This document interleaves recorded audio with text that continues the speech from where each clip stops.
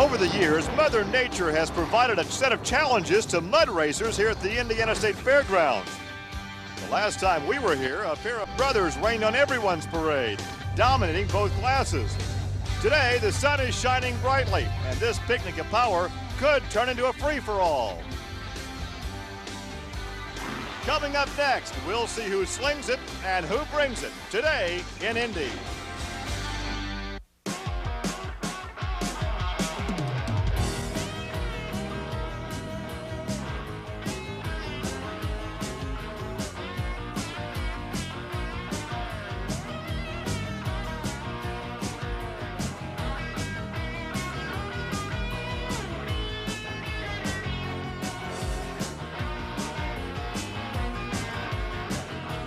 This is Trucks and Tractor Power, featuring the best in NMRO mud racing from the Indiana State Fairgrounds in Indianapolis. It's the Tire America Fall Four-Wheel Jamboree Nationals.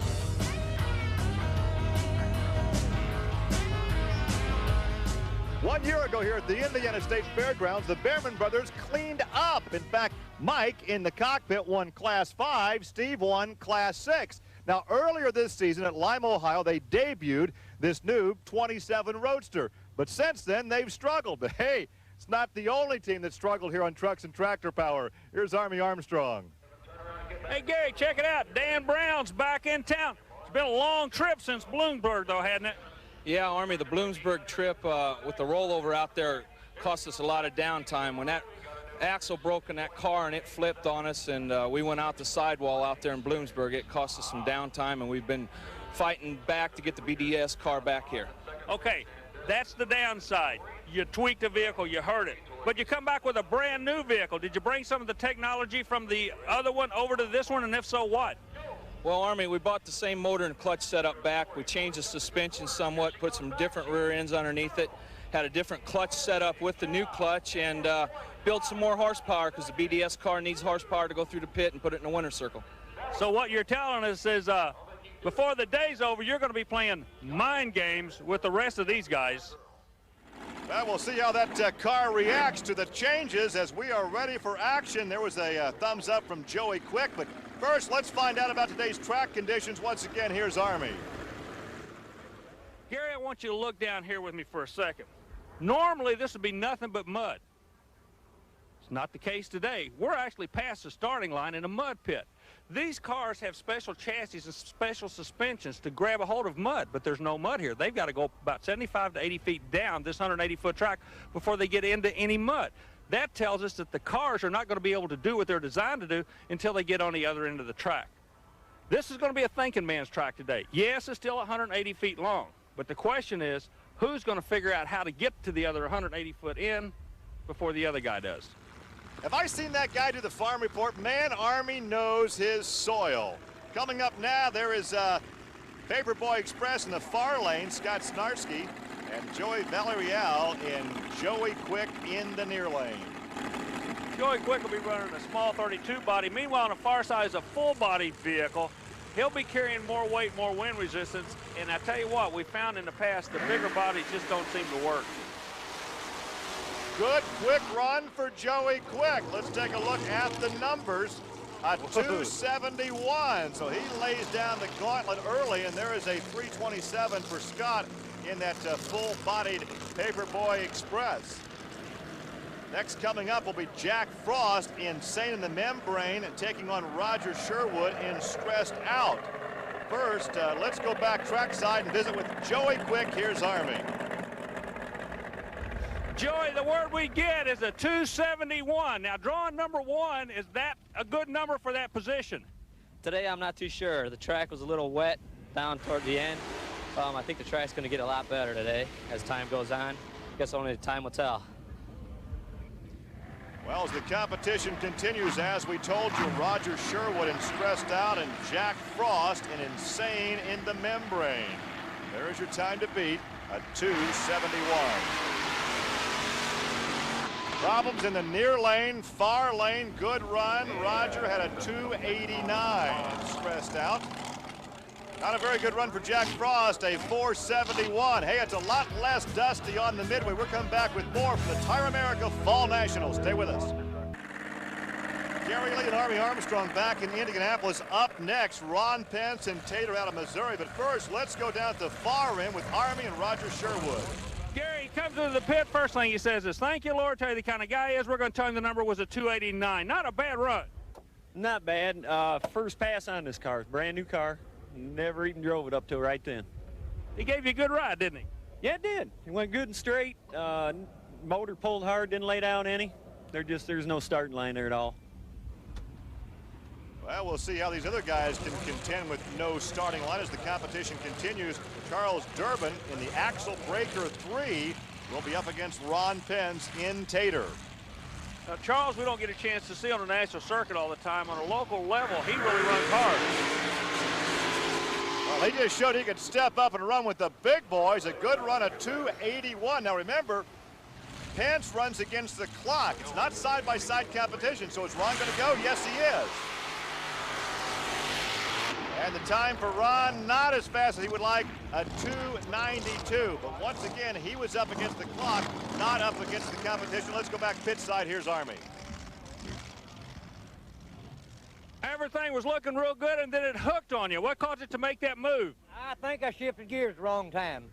I tried shifting gears because I'm geared wrong for one gear, and I tried that gear shift, and I think it killed me. Well, coming up next, we'll have Shane Back and Rodney Covington. Shane Back in the attitude adjuster. He'll take on Rodney Covington's mud rat. We're going to watch these guys. They've been watching the people in front of them. Everybody's doing something different, either short shifting, running different lanes or whatever. Let's see what these guys do to try to get down this track where we know there's no bite on the starting line, Gary. Well, they're taking a long time to stage. That builds horsepower in a motor. More heat, more horsepower. Good run for Shane Back. Excellent run, and he takes the lead. 270 ET, attitude adjuster. And Rodney Covington, a 339. So a new leader atop the leaderboard, a 270. Let's take a look at Shane Back once again. Gets on top the mud. Good straight run, a 270, and Shane has to be happy with that one. Shane, 270, you're the new leader, and you come in and at the start of this thing. Is there anybody back there that can catch you? Oh, yeah, there's a lot of heavy hitters. I don't really think it'll hold, but we hope it does. We cross our fingers. The sponsor's been good to us this year. It's the first big race we've got to come to, and we want to make a good showing for them. It looked like you had your hands full out there. It really was. Tracks, there's no starting line. It's got some whoop-de-doops out in it, but all in all, I was pleased. Well, Gary Mink travels all the way from Fresno, California every year for this big event here in Indianapolis to go head-to-head with the best in the business. And there's the magnum force of Henry Mattingly staging alongside Gary Mink's Bad to the Bone. Mink's vehicle has a unique, just different sound, more of a crackling sound. That's the California horsepower you're listening to. Well, he gives that Jeep a good ride, but not quite quick enough to take the lead. 286 for Gary Mink out of Fresno, California. And Henry goes a 324 in the Magnum 4. So Shane Back continues to lead at 270. Joey Quick is second at 271. Then it's Charles Durbin, Gary Mink, and Ron Pence. And coming to the line is Dan Brown with his brand new creation. We talked about that in the opening of the show, never having been out in this vehicle like a brand new pair of shoes, except with a brand new pair of shoes, you can walk around the shoe store with them. He's not tested this car. No, and he only gets to dance for about 3 seconds. Meanwhile, David Chick's going to be coming out in the Super Jeep. I guess that wing on top of the cage makes it a Super as opposed to just a Jeep. Right. All right, they stage at 270 is the time to beat.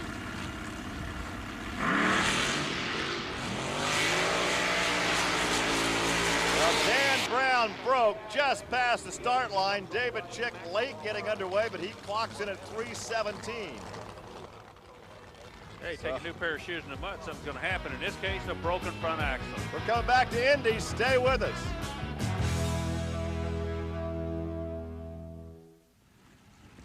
Welcome back to Indianapolis. Dan Brown had a brand new vehicle. Now he has a brand new broken vehicle.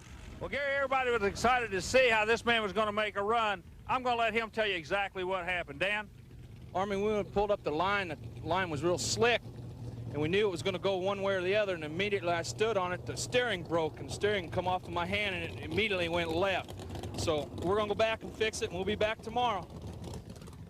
Couple of Fiats staging now. Fred Wilhite, Money Pit, and he will stage alongside Dan Fuchs and Living on the Edge.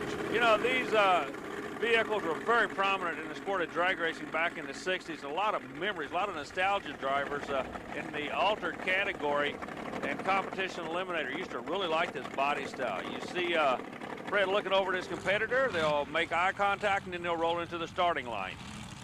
Once again, Living on the Edge, the vehicle for Dan Fuchs. The time they're shooting for is a 270 or better. A pair of Fiats side by side here at the Indiana State Fairgrounds. Short wheelbase Fiats makes the vehicles react real quick by nature of the short wheelbase. Wilhite puts down a good one. Wilhite a 289. But Dan Fuchs out of bounds. He is DQ'd. So a 289 for Fred Wilhite. And Fuchs puts down a straw bale. End zone shot. Pretty straight run for Wilhite as he gets on top of the mud. And you can see Fuchs getting out of bounds and then knocking the straw out of the way. So let's go down now trackside and visit with Fred Wilhite. Fred, you go to the number 5 spot with a 289.1, but it looked like he literally burped the throttle as soon as it moved on the starting line. Yeah, there's nothing out there. I mean, it's not mud, not anything. It's closer related to concrete. About 3-4 car lengths out, it finally found something to bite on and then started moving. A good look in the cockpit of Bill Oldenwald in the Lightfoot creation, but he has a tough task at hand. Can the Behrman brothers repeat their feat from last year when they won both Class 5 and Class 6 in chemical reaction? I tell you what, Bill is a tough competitor. He'll run anybody hard. This is a toss-up. Well, the Behrman brothers chemical reaction, a good pass. Their time a 286, but still not quick enough to take the lead. Bill Oldenwald a 320. So they will not repeat their exploits from a year ago when chemical reaction won both Class 5 and Class 6 competition here at the Indiana State Fairgrounds. And there is a look at the pass by chemical reaction. So right now, without a victory in hand, let's go down and talk to Mike Behrman. On a track that everybody says is spooky, you still turn a 286 number that's good for 5th. Are you satisfied with that run? Yeah, the way that track is, probably good enough. Well, that was short to the point with a slight grin as the overtime vehicle comes to the line. Overtime driven by Keith Berry. He takes on Darren Ovington in Port Brothers Express. And the Port Brothers Express is an old name, but actually this is a new vehicle. Here's Army. This is the Port Brothers Express number 2. The 48 Bantam body's gone. They got a lengthened 48 Jeep body. But we want to show you some of the technology they brought over for number 1. Look at this bottom bar. It's actually 8 inches higher on the Port Brothers 2. They brought that technology from the Port Brothers 1. They also brought the technology to move the engine forward, 18 inches in this case. What they're trying to do is to get more weight on the front wheels. And also they widened the driver's compartment. Instead of getting narrower like most motorsports do, they want to get wider to get a better stance. The whole idea behind it has nothing to do with horsepower, but it has everything to do with balance. You got to remember, this is a 4-wheel drive class. If you're not balanced and all 4 corners don't react equally, you're not going to have any luck. Well, so we'll see if the new technology can work.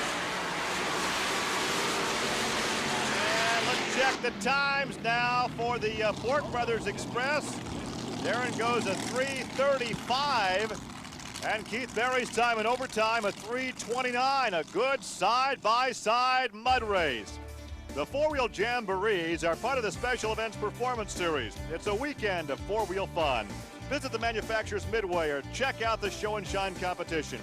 Contact the Special Events Promotion Company and find out when a jamboree will be coming to your area. Now, here's Army. Let's go down trackside of the far end. He's with Darren Ovington. Well, the very first run on a brand new car, you made it through the other end. The track's not the greatest, but how does it feel to get the first run under your belt? Well, we didn't crash. That was good. We're happy with it. I like that answer. We don't crash, it's a good run. Hey, this is not going to be a good run for the Dirty Bird.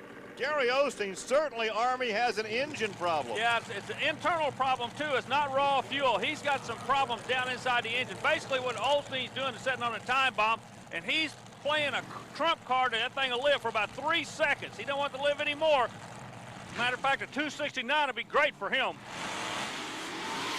There goes the engine. Holt goes out the other end in the Corvette-bodied racer. Hang on. Man, all kind of action on that run. We completely blew a motor up. We had a guy go across the center lane through about 8 lanes of traffic. Osteen, a dead duck, dead in the water, all the way from Florida. Boy. That was expensive. You could see it coming, though. He had it on kill. He knew what the deal was. But meanwhile, in the other lane, this guy really, we may have been lucky here because when he comes out, he crosses where Osteen would have been. So the good Lord may have been smiling on both of these guys, believe it or not, on that run. A wild ride for Holt as he goes off the shutdown area onto that gravel path. And Osteen blows it up. Now watch this thing explode. We said he had it on kill. Wow. I think I'd have been shutting that thing down a lot earlier than that. But here's Gary.